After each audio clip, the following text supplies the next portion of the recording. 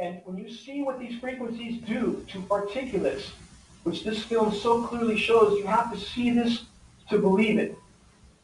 And these frequencies, which are coming from the cell towers, from the giant ionosphere heaters that are in Alaska, and they're setting up a virtual grid of microwave transmitters. Everything you see that you think is a cell tower and a cell phone repeater only. Why do those towers, and we have them right here in Reading, they're all over the country, why do they have 10 times more power than is needed for cell phone transmission? Because they're being used for climate modification. This manipulates the particulates in the atmosphere, manipulates precipitation.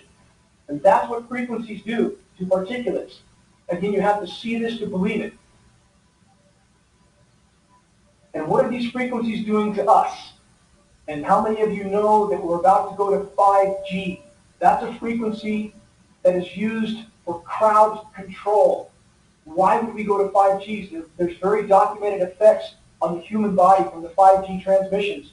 And if frequencies do that to particulates, again, what's it doing to us? What's it doing to the web of life? Given anything that's alive has water in it in some form or another, what's happening to us with this?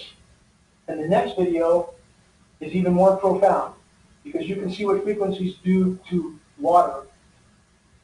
Bear with me for one moment, because you have to see this to believe it as well. And we have no study to prove exactly how detrimental these are to the human organism or life as a whole. And watch what happens to a flow of water when it's exposed to frequency. Very hard to believe, and when you feel that with particulates, the effect is even more profound. There are things that we don't fully understand, that science has not investigated, or at least not disclosed to the public.